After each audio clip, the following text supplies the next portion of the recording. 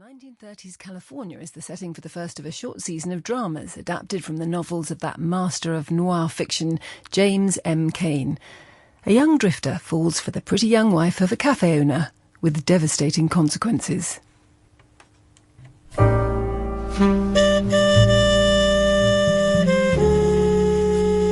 The Postman Always Rings Twice by James M. Cain. Dramatized by Charlotte Greig. They threw me off the hay truck about noon. I'd swung on the night before down at the border, and as soon as I got under the canvas, I went to sleep. When they pulled off the road to let the engine cool, they saw a foot sticking out and threw me off. They gave me a cigarette, though, and I hiked down the road to find something to eat. That was when I hit the Twin Oaks Tavern.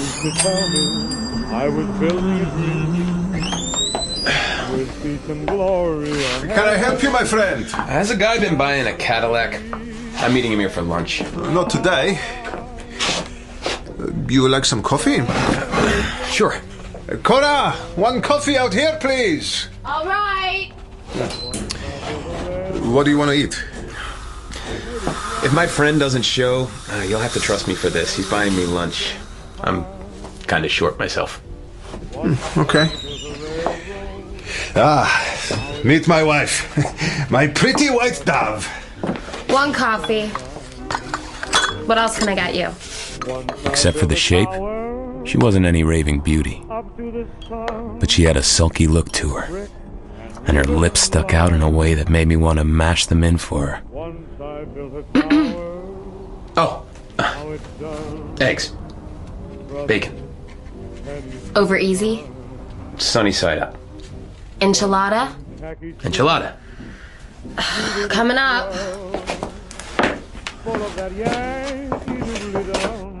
How old are you, my friend? 24? I could use a young fellow right now. No, not here in the restaurant, in my automobile repair business next door. You understand automobiles? Fix them up? I'm a born mechanic. You want to work for me? Well, let me think about that. I've got a couple of other propositions. That guy I'm meeting for lunch. Rent-free. All the enchiladas you can eat. Well, I guess if he doesn't show... What's your name? Frank. Frank Chambers. Nick Papadakis. Well, what do you say, Frank? It's a deal. Cora, more coffee for Mr. Chambers. Why don't you remember I'm your pal? Buddy, can you spare a dime? Oh, that enchilada was a peach, Mrs. Papadakis. You people sure know how to make them. What do you mean, you people? Why, you and Nick. You think I'm Mex? Nothing like it. Well, get this. I'm just as white as you are. Just because I got dark hair. You want to get along good around here?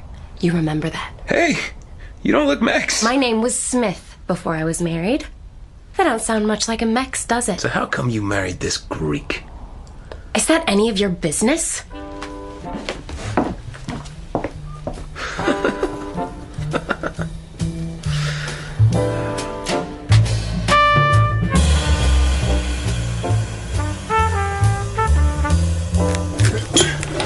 Hey, pass me that wrench, will you? Oh, here.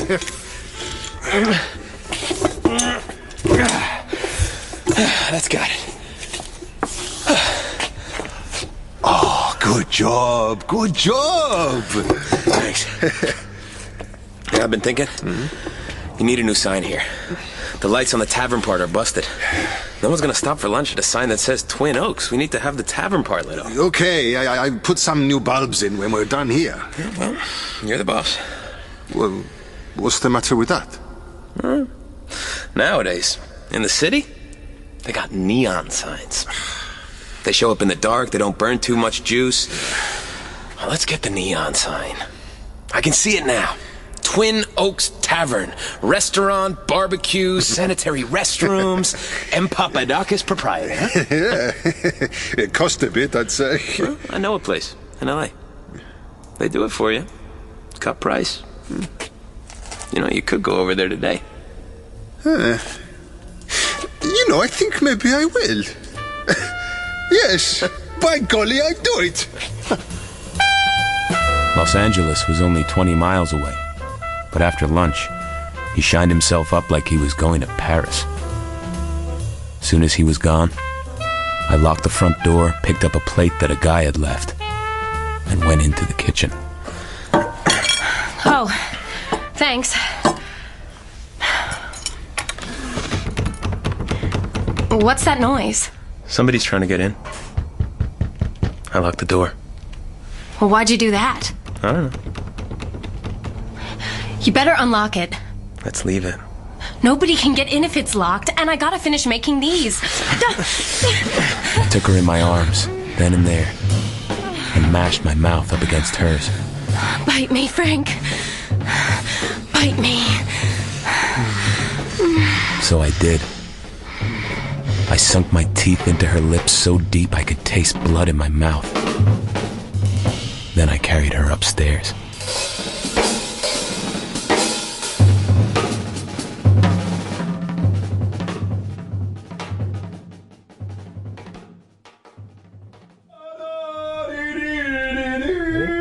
Come here. Get off. He'll hear us. He doesn't suspect a thing. He noticed my lip. I told him the swing door had banged me in the mouth. He believed me. Yeah. He asked me to fix it. Why don't you get him to send us down to the market again tomorrow? Or tell him we need something in town. I'm going up to bed, my little white dove. All right. I'll be there soon. Stop. I can't go on like this. Me either. I hate him. I hate the goddamn sight of him. Why did you marry him then? Pour me a drink, will you? There's whiskey under the counter. I'm gonna get drunk with you before I have to go up there with him. Here.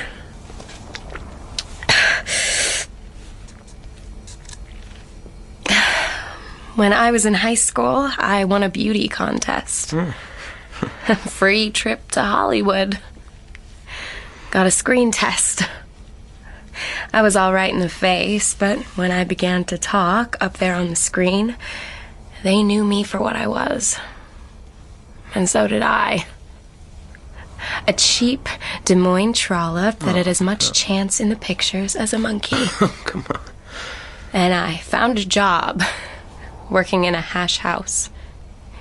2 years of guys pinching your leg and leaving nickel tips and asking, how about a little party tonight? I went on some of them parties, Frank. You know what I mean? I know. And then Nick came by and I took him. I meant to stick by him. But I just can't. Do I look like a little white dove? No. To me, you look more like a hellcat. Oh, that's one thing about you. I don't have to fool you all the time. You're clean, too. And your hair is light. You're big and tall and hard. You're not a short, soft, greasy guy that puts bay rum on his hair every night. Well, why don't you ditch him and blow? Hit the road with me. We could be a couple of tramps like we really are. Oh, that road doesn't lead anywhere but the hash house for me and a lousy parking lot job for you. Do you love me, Frank? Yes. Do you love me so much, nothing else matters? Sure. Well then, There's a way.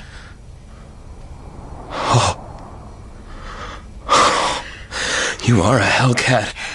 I want to start again, that's all. I've made one mistake. And I've got to be a hellcat just once to fix it. They hang you for that. Well, not if you do it right. You're smart, Frank. He'll think of a way.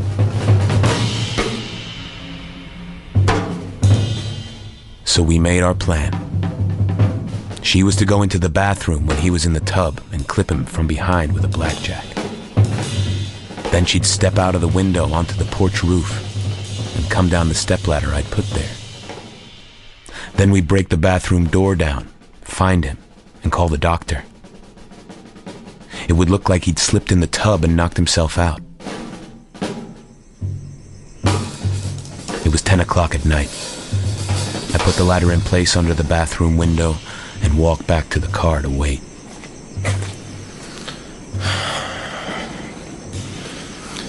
Oh, come on. Hey! Hey, Shoo! Shoo, get away from there, Shoo! Shoo! Then a state cop came around the bend. He saw me standing there and drove in. Hey, taking it easy? Just came out to put the car away. That's your car? Belongs to the guy I work for. Okay, just checking up. Hey, will you look at that? Look at what? Goddamn cat going up that stepladder. Yeah, I love a cat. Always up to something. Yeah. Well, be seeing you.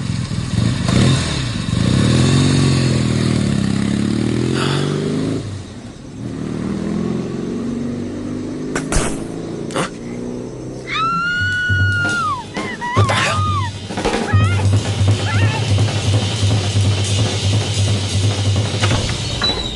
Frank! Frank! Calm down, Cora. Oh, Frank. Calm down. Did you do it? Yes, but then the lights went out. Oh, the fuse must have blown. Hey, shut up! Shut up, for God's sakes! Look, go downstairs and call the doctor. I went into the bathroom. It was darker than hell in there, but in the moonlight, I could just see him laying in the water. His head wasn't under. I tried to lift him. He was slippery with soap, and I had to stand in the tub before I could raise him at all. I dragged him into the bedroom and laid him on the bed. Then she came up with a candle. They're sending an ambulance. Did he see you do it? I don't know. What happened to the lights? How should I know? Oh, Frank. He better not come to. No, he has got to come to. If he dies, we're sunk. I tell you, there was a cop outside, and he saw the stepladder. A cop? If he dies, they'll know. If he dies, they've got us. Oh, why don't they hurry with that ambulance? As soon as the ambulance came, they put him on a stretcher and shoved him in. She rode with him. I followed in the car. When I got to the hospital, a state cop was lifting him out. When he saw me, he gave a start and stared at me. It was the same cop. He never said a word. He just stood there and looked at me. When they wheeled Nick out, his head was covered in bandages. We sat and waited. Then he opened his eyes. Nick,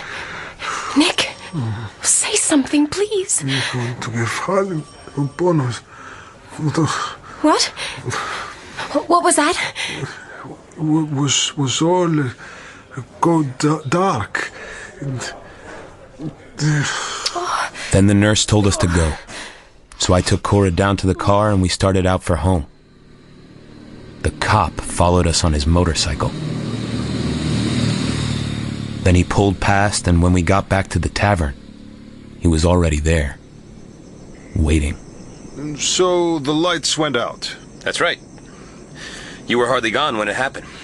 Went off like a pistol shot. I'm gonna take a look at that fuse box, buddy. Sure. I'll take a look at it too. We went around the side, and he snapped on a flashlight. When he opened the box, there was the cat, laying on its back with all 4 feet in the air. Oh, ain't that a shame? She stepped off that ladder onto the fuse box and it killed her deader than hell. Them poor dumb things, they can't get it through their heads about electricity, can they? No, sir, it's too much for them. Well, I'll be going along. I guess that straightens us out. We didn't do anything about the cat, the fuse box, or anything else. We got into bed. She was trembling all over, and it was a couple of hours before I could get her quiet. We must have been crazy.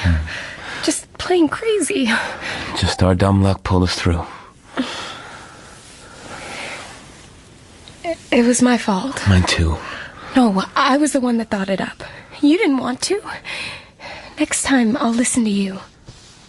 Except there won't be a next time. That's right. Never again. You're the only one ever meant anything to me. You're my baby. Now, should we go to sleep? It's the first time we ever slept together. Kiss me goodnight.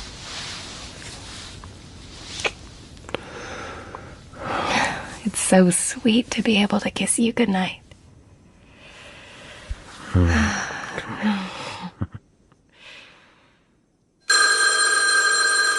Next morning, the telephone waked us up.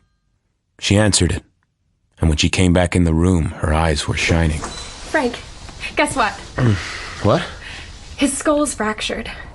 Is it bad? No, but they're keeping him there. They want him there for a week, maybe. We can sleep together again tonight. Come here. Not now. We've got to get up. We've got to open the place up. Come here before I sock you. You nut.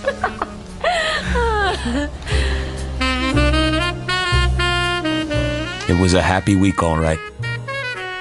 In the afternoons, she drove to the hospital, but the rest of the time we were together. One day, we cut for the beach.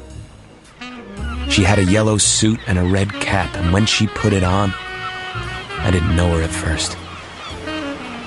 She looked like a little girl. It was the first time I ever really saw how young she was. We swam way out and let the swells rock us. She loved that. We lay there, face to face, and held hands under the water. I looked up at the sky and thought about God. Frank? He's coming home tomorrow. You know what that means? I gotta sleep with him instead of you. You would? Except when he gets here, we're gonna be gone. I was hoping you'd say that. Just you and me. And the road, Cora. You and me and the road. Just a couple of gypsies. But we'll be together. That's it. We'll be together.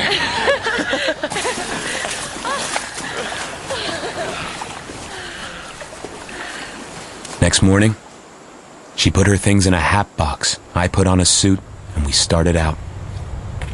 It was 2 miles to the bus stop, and we had to hike it. Every time a car went by, we would stand there with our hands stuck out like a cigar store Indian. But none of them stopped. Frank? How much longer to the bus stop? Not too far. Another mile, maybe? What's the matter? This is... What? The road. You're tired, that's all. Look, you wait here. I'll get somebody down the road to drive us into the city. That's what we ought to have done anyway. Then we'll be all right. No, it's not that. I'm not tired. I can't. That's all. Don't you want to be with me, Cora? You know I do. We can't go back now. We can't start up again like before. You know that. We have got to go. And then what? Then, we get going. No, we don't. We spend one night in a hotel, and then we start looking for a job. And living in a dump. And isn't that a dump? What we just left? It's different. I can't go on, Frank. Give me the hat box. Will you listen to me a minute? Give it to me. I'm going back. She had looked nice when we started out, with a little blue suit and blue hat. But now, she looked battered, and her shoes were dusty, and she couldn't even walk right from crying. Goodbye, Frank. All of a sudden, I found I was crying too. I kept on walking and caught a ride to San Bernardino. It's a railroad town, and I was going to hop a freight east. But I didn't do it. I stayed there, playing pool with a bunch of suckers. I made some money, but then I lost it. So, I went back to Glendale and hung around the market, hoping I would bump into Cora. Hey, Frank! Hey, Frank, you son of a gun! Nick. Hey. How you feeling? Oh, I feel fine. I couldn't feel better if I was right out of the can. He had a bandage round his head, but he was all dressed up in a new suit, with his gold watch chain looped across his vest and a big fat cigar in his hand. But why did you run out on me? I'm sore as hell at you. Oh, well, you know me, Nick. I stayed put a while, but then I got to ramble. You picked one hell of a time to ramble. I'll tell you what, we're going to Santa Barbara tomorrow, me and Cora. You come with us. You like the fiesta in Santa Barbara? Well, I hear it's good. Cora will be sore as hell at me if I tell her I saw you and didn't invite you. Come on, stay the night, and we all three can go in the morning. We'll have a hell of a time. Okay, if she's willing. That night, I heard them arguing upstairs. Then it went quiet. She came down to the kitchen and I snapped on the light. She stood there in a red kimono, as pale as milk, staring at me, with a long, thin knife in her hand. Why did you have to come back? I had to, that's all. No, you didn't. I could have gone through with it. I was getting so I could forget you. And now you have to come back. God damn you. Go through with what? He wants a child. He wants one right away. Well, why didn't you come with me? Come with you for what? To sleep in boxcars? You're no good. I know that.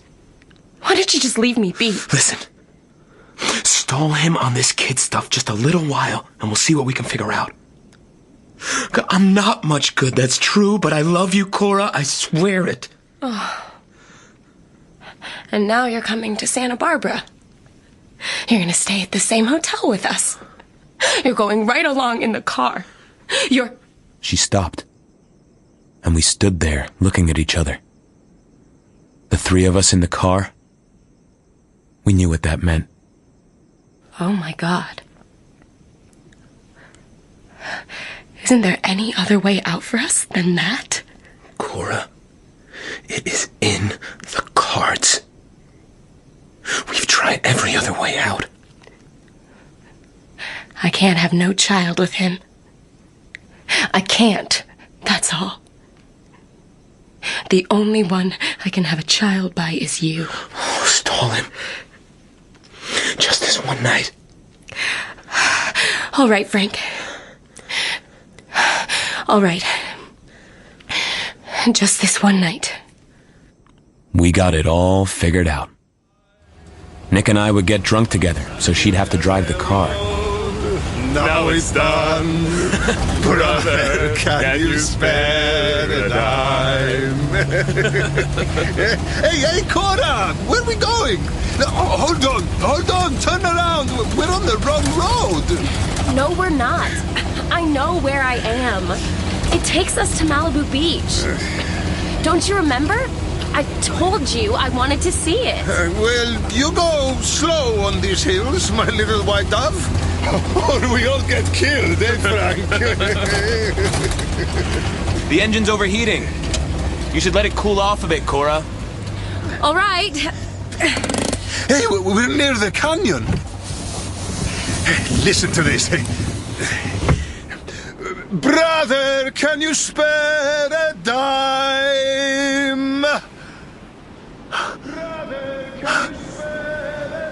You hear that? It sounds like me. Just like you. Just the same old tooth. It's getting late, Nick. Okay. Just one more.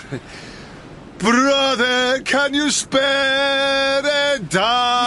Come on, Frank. Now.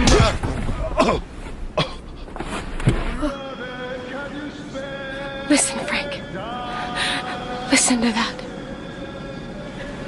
Start the car, Cora. Now! She drove slowly up to the edge of the ravine. Below was a 50-foot drop. We got out, went round the back, and heaved. Then there we were, sprawled down on the road, and the car was rolling over and over down the gully. It's stuck. About halfway down. Now, we gotta look like we've been in an accident. Rip my clothes. Rip me. I shoved my hand in her blouse and jerked. She was wide open, from her throat to her belly. You got that climbing out. Go on. Do it. And this? You don't know how you got. She was lying at my feet, her eyes shining. My tongue was all swelled up in my mouth, and blood was pounding in it. Yes. Yes, Frank. Yes. Next thing I knew, I was down there with her. Hell could have opened up for me then, and it wouldn't have made any difference. I had to have her, even if I hung for it.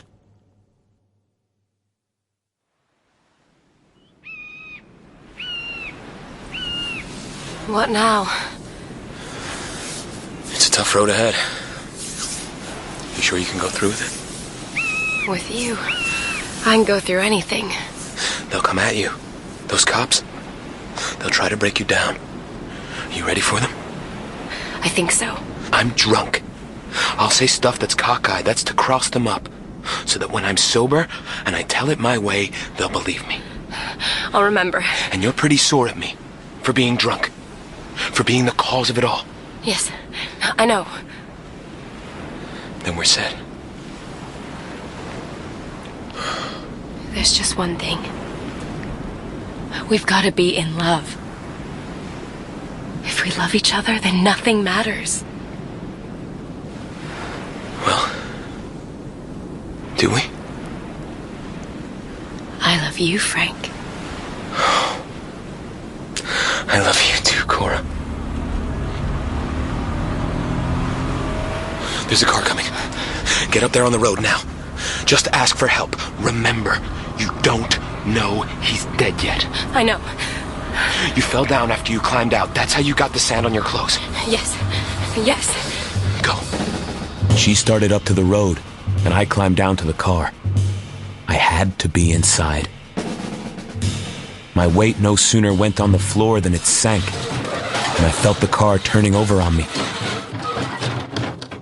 That was the last thing I knew for a while.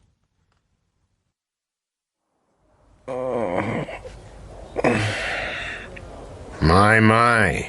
You're a sight. How do you feel, Chambers? Okay. Kinda shook up a little. but I'll be all right. Who are you? Sackett, District Attorney. Now, you don't have to talk to me if you don't want to, but I can tell you that a frank talk now saves a lot of breath afterwards. Sure. What do you want to know? Well, when did you go to work for Papadakis? Last winter. Mm-hmm. How long did you stay with him? About 6 months. And what'd you do before that? Knocked around. Hitchhiked, rode freights, bummed your meals wherever you could. Yes, sir. You ever been in jail? You knock around, you get in trouble with cops now and then.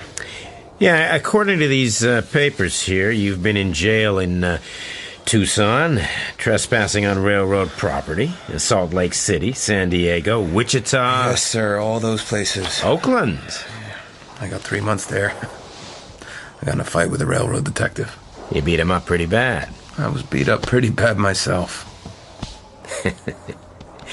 Does it strike you as funny that after knocking around all these years and never doing any work, or even trying to do any as far as I can see, you suddenly settled down and held a job steady? Well, I didn't like it much. I'll own up to that. So after 6 months you quit. And the day after you come back, Papadakis gets killed. Well, I feel pretty bad about it. And I helped him get drunk that afternoon. When we got in the car, I was stinko. I don't know what happened. Come out with it, Chambers. You and that woman murdered this Greek. And the sooner you own up to it, the better it'll be for you. Well, why don't you say something? I don't know what to say, sir. You got me all mixed up. All right. We'll take it one thing at a time so you won't be mixed up. In the first place, you've been sleeping with that woman, haven't you? No, nothing like it. Oh, yeah? How about the week Papadakis was in hospital? Come on. I've seen her. I never even thought of it. How about all those trips you took to the market in Glendale? What did you do with her on the way back? All right. Suppose we did. We didn't, but suppose we did. Let's go with that. Well, if it was all that easy, then what would we be knocking him off for? I'll tell you what you were knocking him off for. Papadakis paid $14,000 for that place out there, cash on the nail, and he had a $10,000 accident policy that he carried on his life. See, that's where you made your big mistake, Frank. These insurance companies have got money. They got detectives 5 times as good as any the state can hire. And they are on your case now. I hope Christ may kill me, sir. I never heard of an insurance policy till just this minute. You've turned white as a sheet. Wouldn't you? You know what the jury's gonna hear? First, you were sleeping with her. Then you try to kill him, but you fail. Next, you make him take out an accident policy. You all go to Santa Barbara and you get him drunk. You take the Malibu Lake Road so she can see Malibu Beach. Wasn't that the idea now? Oh, but you didn't get there. You stopped. And while you were stopped, you crowned the Greek with a wine bottle. A beautiful thing to crown a man with, Chambers, and nobody knew it better than you because that was what you crowned that railroad dick with over in Oakland. Nothing like that happened. Listen, Chambers, there were 3 people in that car. You and she and the Greek. Well, it's a cinch that the Greek didn't do it, and if you didn't do it, that leaves her, doesn't it? Who the hell said anybody did it? Now we're getting somewhere, Chambers, because maybe you didn't do it, and if you're telling the truth, you've got to sign a complaint against her. What do you mean, complaint? If she killed the Greek, she tried to kill you too, didn't she? She knocks off her husband for the insurance, and she tries to knock you off too. It's obvious. You got to sign the complaint, kid. I might, if she did it, Mr. Sackett, but I don't know that she did it. I can prove it. This witness who was driving past, he says he saw the car rolling over and over down the gully, but when he came around the bend, the woman was up on the road waving to him for help. Maybe she jumped. If she jumped, it's funny she took her handbag with her, isn't it? Isn't it?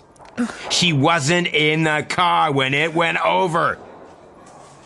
That proves it, doesn't it?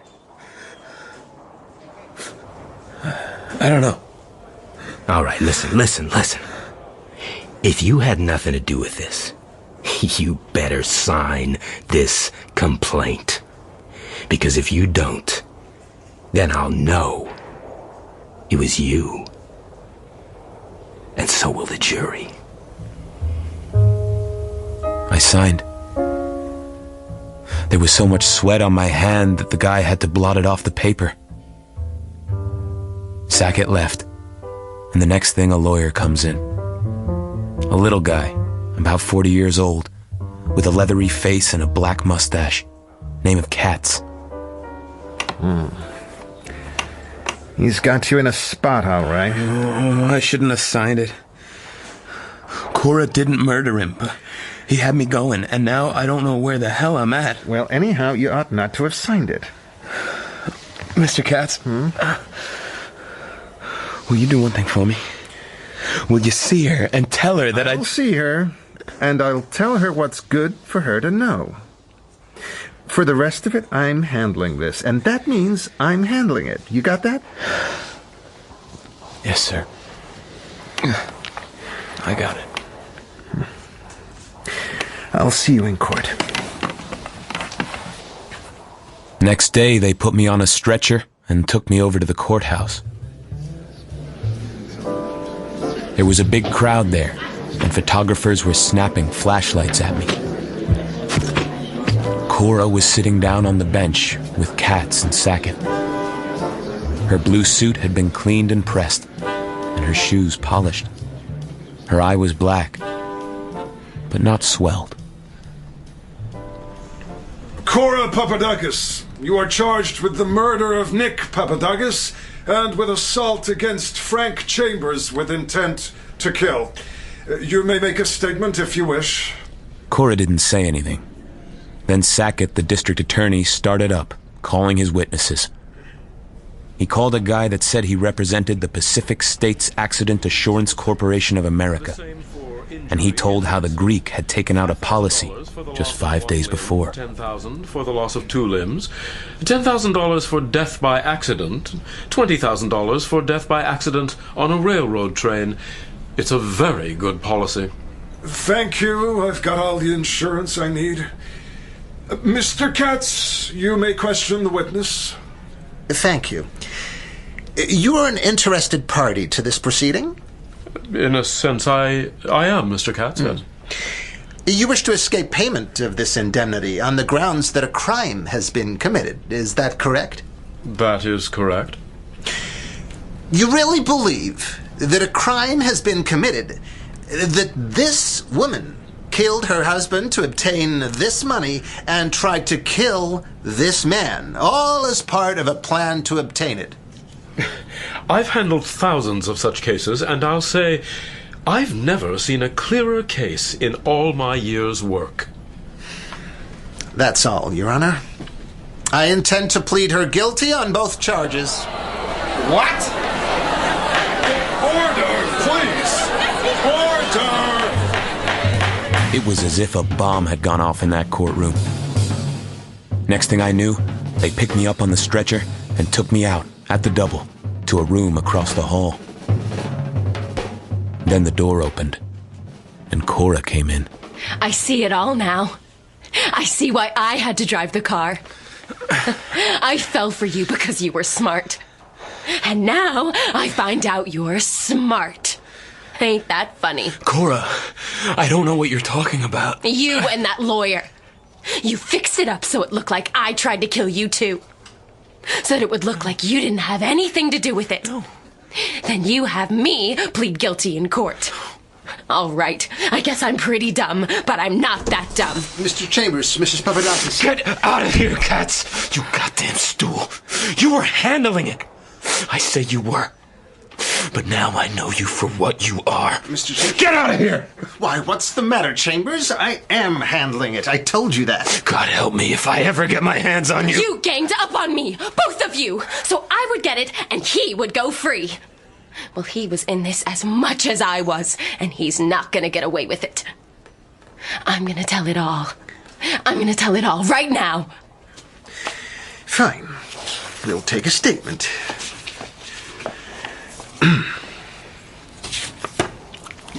Okay, Mrs. Papadakis, you may proceed.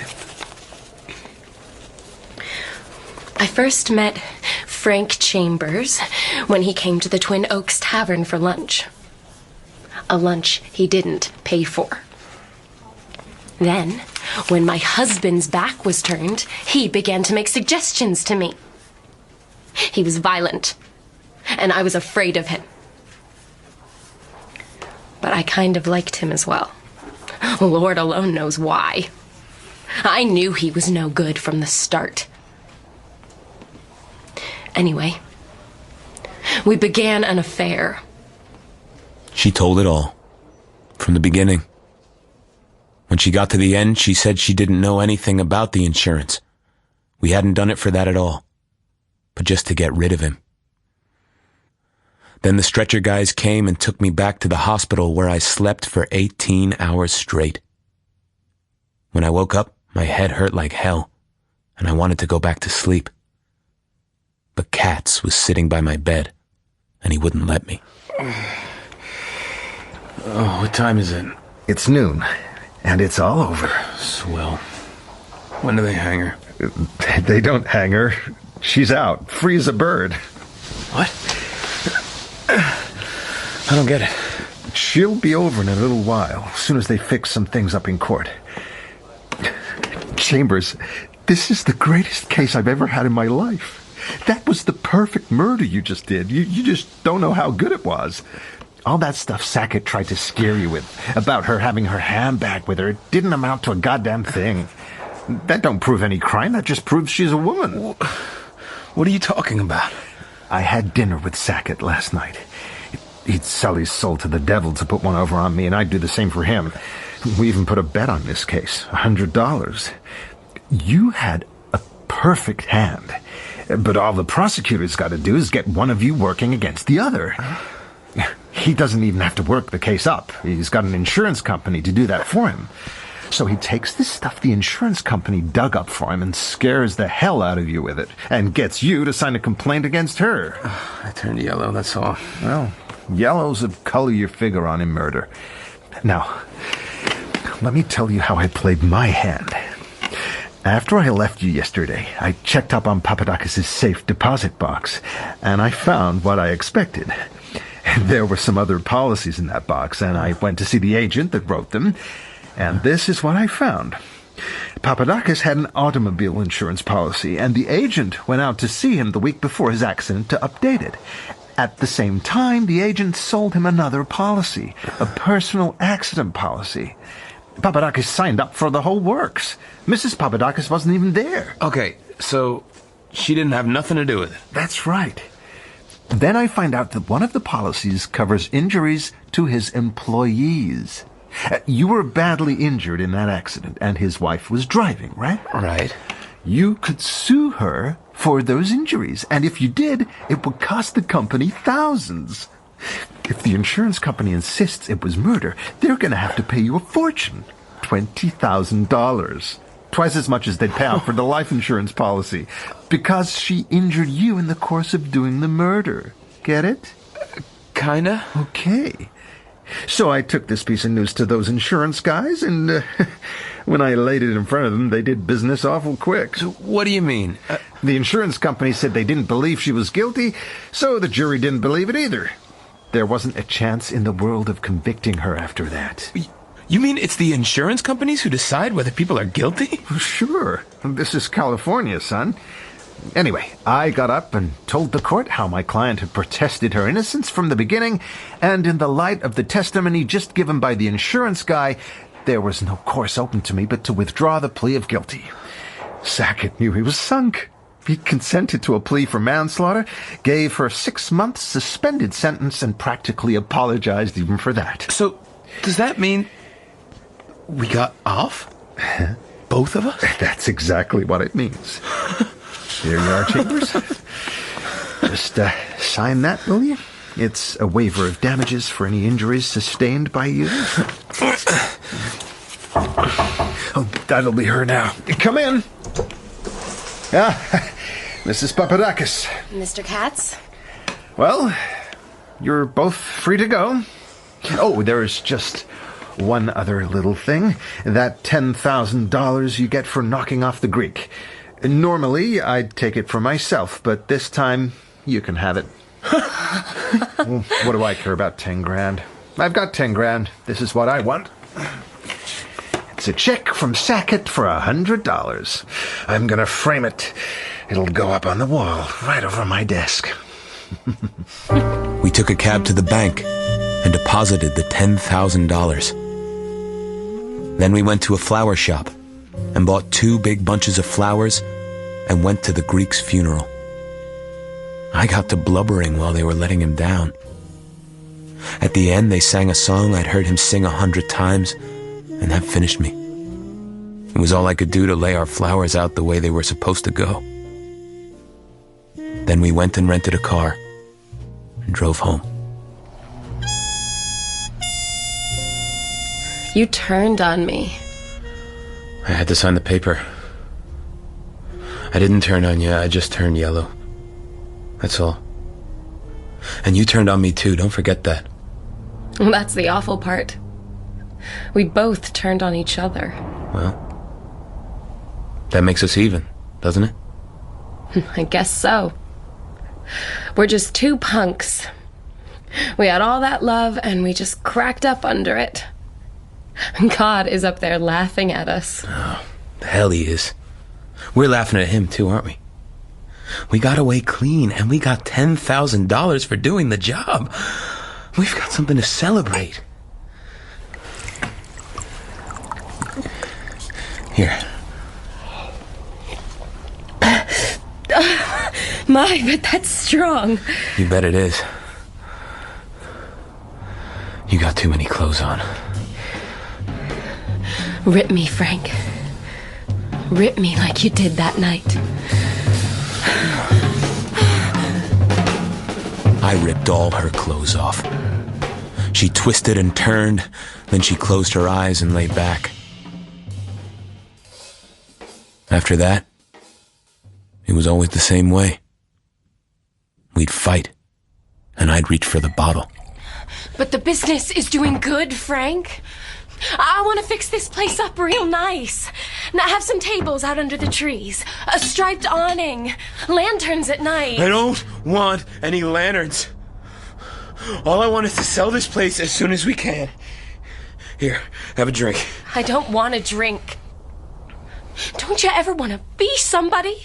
I don't want to see the ghost of that goddamn Greek jumping out at me and hear his echo in my dreams.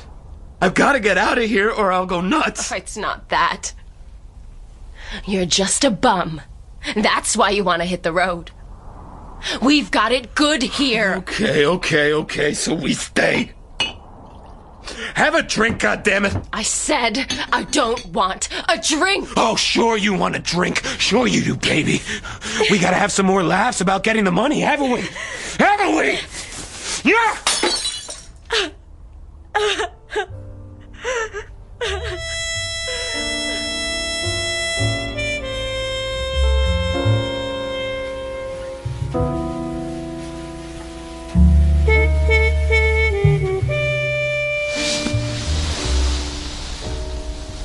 I know what you've been doing.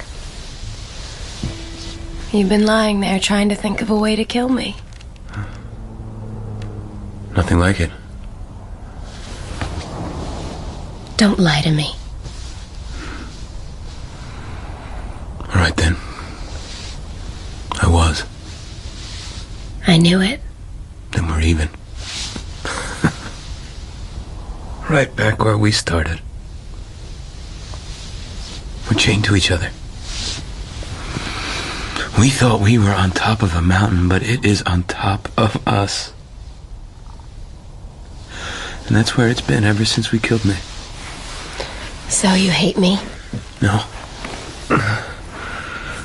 I love you. But love when you get fear in it. It's not love anymore. I got something to tell you. Since we're telling the truth for once. I'm going to have a baby. What? It's true. The hell you say? The hell you say? Come here and give me a kiss. No, I gotta explain. We took a life, didn't we? So now, we could give one back. That's right. By having the baby? Or there's another way. You could kill me. What? We could go swimming. We'll go way out. The way we did last time. And if you don't want me to come back, you don't have to let me.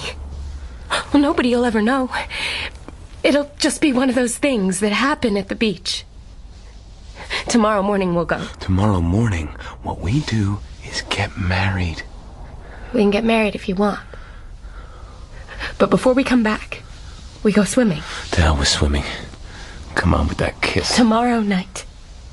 If I come back, there'll be kisses. Lovely ones. Not drunken kisses. Kisses with dreams in them. Kisses that come from life, not death. We got married at the city hall. Then we went to the beach. She looked so pretty, I just wanted to play in the sand with her. But she had this little smile on her face. And after a while, she went down to the surf. She went ahead, and I swam after her. She kept on going, and went a lot further out than she had before. Then she stopped, and I caught up with her. She took hold of my hand, and we looked at each other. She knew then that the devil was gone, that I loved her. Pretty soon, my belly's gonna get big. It's life. I can feel it in me. It's a new life for us both. We started back, and on the way, I swam down, deep. I didn't want to come up. I looked at the green water, and with my ears ringing and all that weight on my back and chest, it seemed to me that all the devilment and meanness and no-account stuff in my life had been pressed out and washed off. And I was all ready to start out with her again. Clean. And do like she said. Have a new life. When I came up, she was coughing.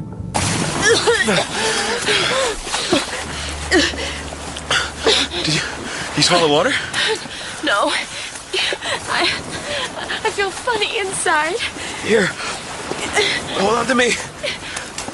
Oh, maybe I strained myself. I've heard of women that had a miscarriage from straining themselves. Don't try to swim. Take it easy. Lie back, and I'll tow you in. She lay there, and I towed her by the shoulder strap of her bathing suit. Then I took her in my arms and rushed her through the surf. I ran with her up to the place where our sweaters were, then wrapped both of them around her and carried her up to the car. Come on! Out of my way! Out of my way, damn you! It's okay. Don't go so fast. I'm feeling better. Wait. I gotta get you to that hospital. For God's sakes! Slow down. Slow down. Frank! Look out!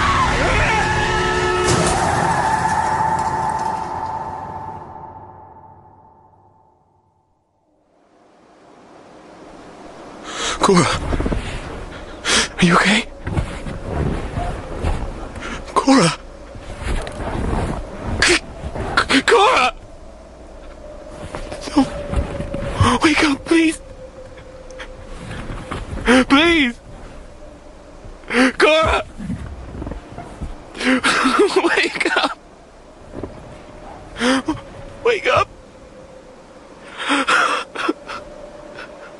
No. Wake up. Those kisses never reached her. Wake up. Katz did his best for me. They got me for it. He was licked from the start. Sackett said I'd murdered her to get the money. The jury was out in 5 minutes. So, I'm in the death house now. There won't be any stay of execution. I know that. That's why I gotta hope there's another life after this one. Father O'Connell says there is. I think about being with Cora, with the sky above us and the water around us, talking about how happy we're going to be, and how it's going to last forever. That's when it seems real. When I'm thinking about her, I believe it. When I start to figure, it all goes bluey. Here they come. Father O'Connell says prayers help. If anybody's listening out there, send one up for me and Cora. And make it that we're together. Wherever it is.